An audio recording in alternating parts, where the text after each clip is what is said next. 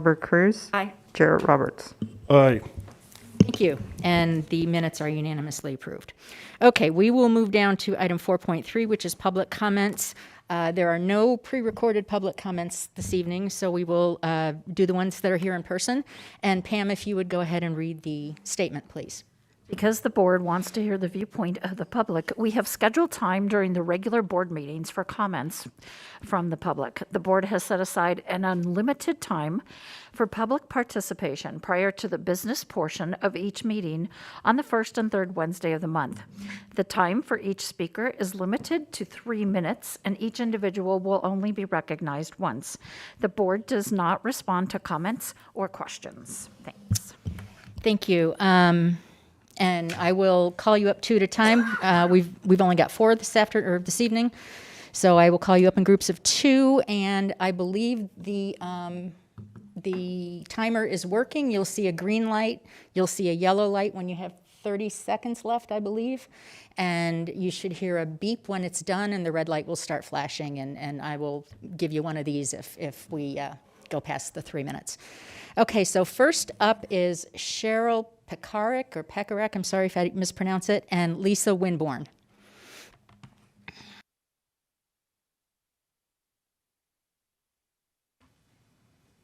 My name's Cheryl Peck. I live in Loveland. I just wanted to talk about this transgender woke agenda. This has nothing to do with academics, and yet you're letting it come into the school with the attempt to brainwash our kids. And I just want you to know that gender of a baby, whether girl or boy, is established by God at conception. Science has proven it. So you need to stop trying to corrupt good morals and stop bringing confusion and trying to steal our kids' identity, because that's exactly what this is doing. My second problem is critical race theory.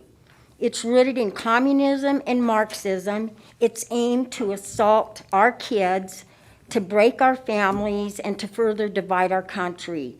You know that, but you continue to push it on our kids. You promote fear, hate, and division. Your job is to offer our kids an education of academic excellence, which this tells me that you're not. If you continue to fail our kids, then we as parents and grandparents, thank God that my kids are out of school, will continue to pull our kids out of your government-run schools and put them in charter, private, and Christian schools, and ultimately they'll get the education they deserve, and you guys will answer to God for what you're doing. Thanks. Okay, next up is Lisa Windhorn.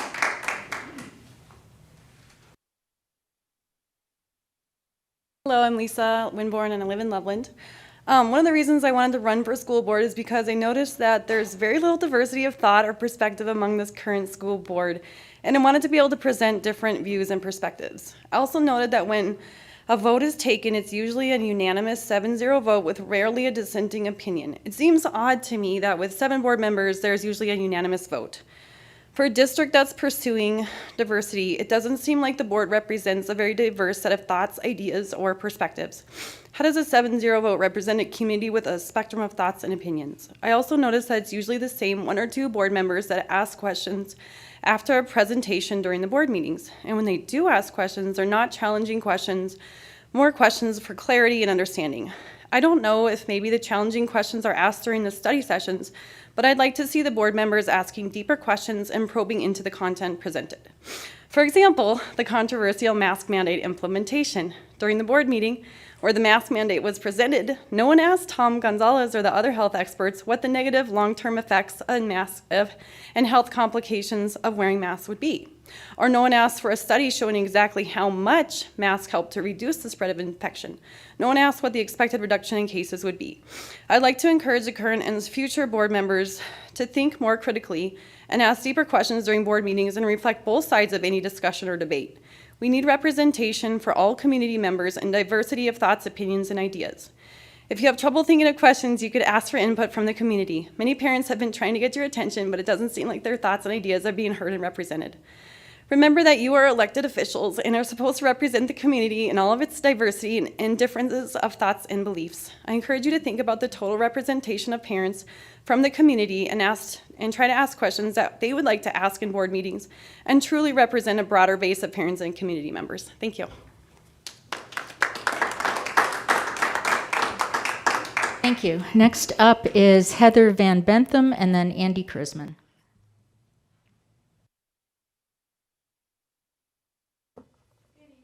Heather Van Bentham, Berthoud.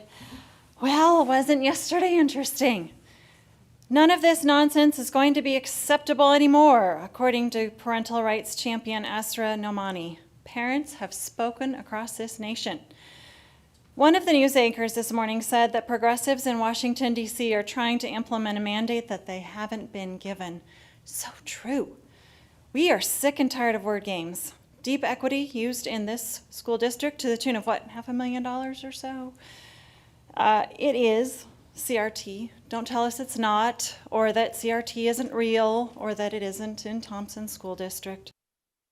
If you are here on the school board, or if you are a teacher who thinks that you have been given a mandate to fundamentally change education, to dismantle the actual science of biology and attempt to eradicate sex or gender, which are the same, no word game, or to raise up a new generation of activists instead of students, let me say loud and clear, you have not been given such a mandate.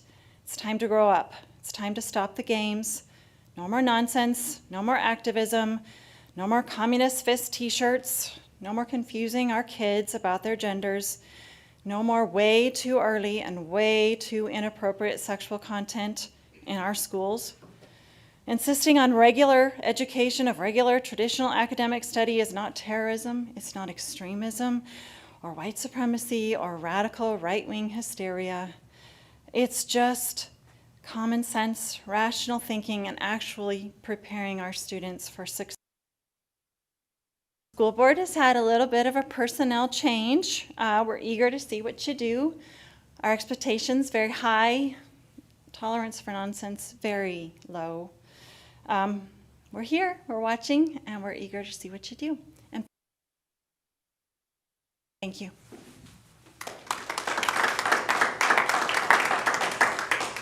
Thank you. And last up is Andy Chrisman.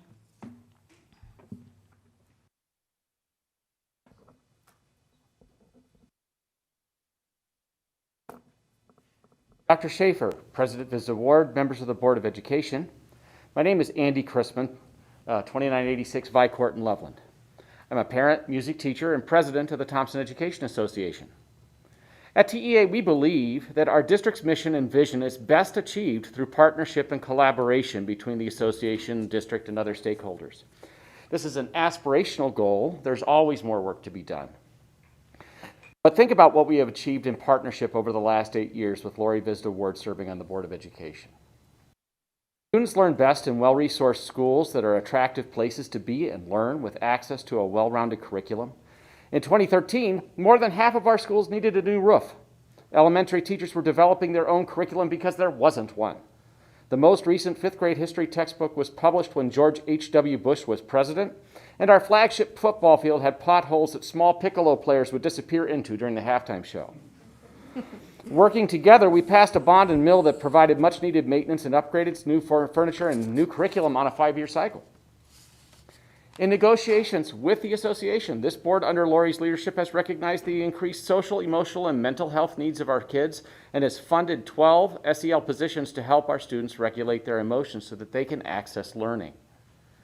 It is also our job as a community to ensure that every student has caring, qualified, and committed teachers.